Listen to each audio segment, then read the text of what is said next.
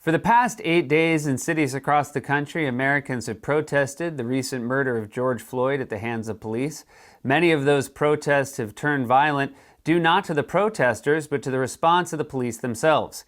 Here to comment on that is one of our writers, Amber Ruffin, with a segment called Amber's Minute of Fury.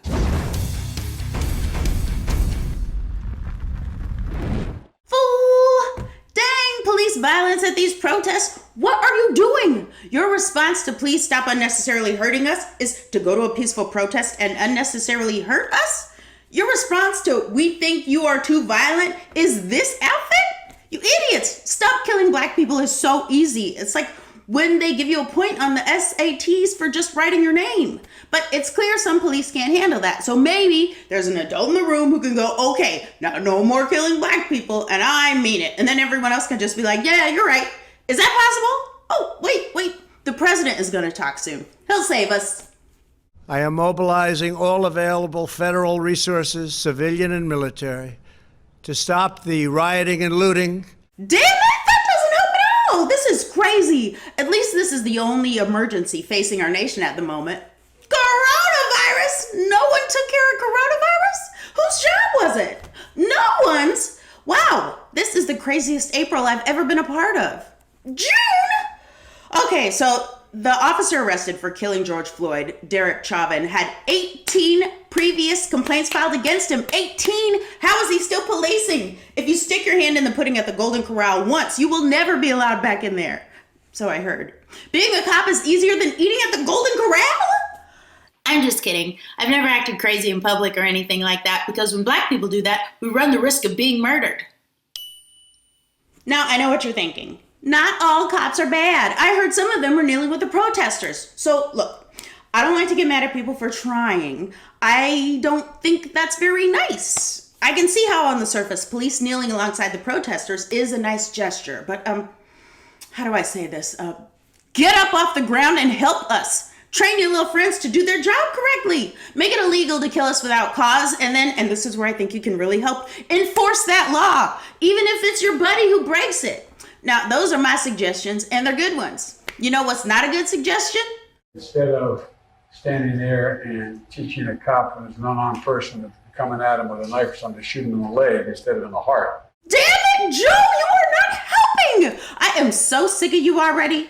Just keep your mouth shut until November and don't say anything racist. If you have a problem figuring out whether you're for me or Trump, then you ain't black. Dang it, Joe! I swear to God, if you don't just shut up and let us vote for you. Now, the protests this week have been rough on the protesters, but you know who else they've been rough on? Reporters. These people have been arrested. They've had rubber bullets shot at them. This one lady even got shot on the air. We got plenty of time here. Are you okay? I'm getting shot! I'm getting... Katie, are you okay?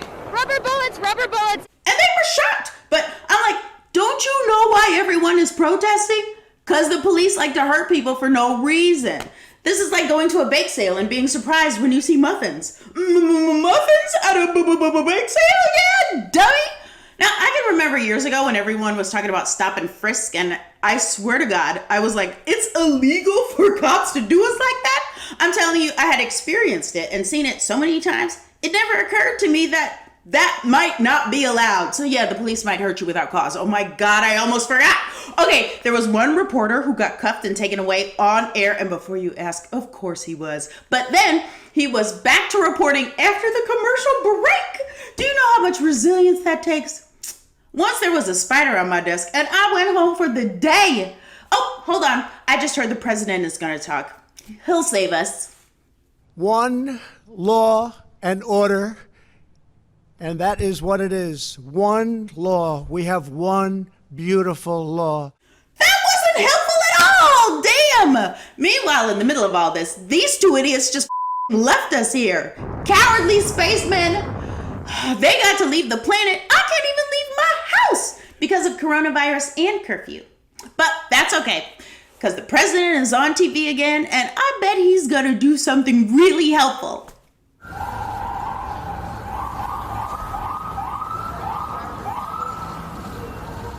Why?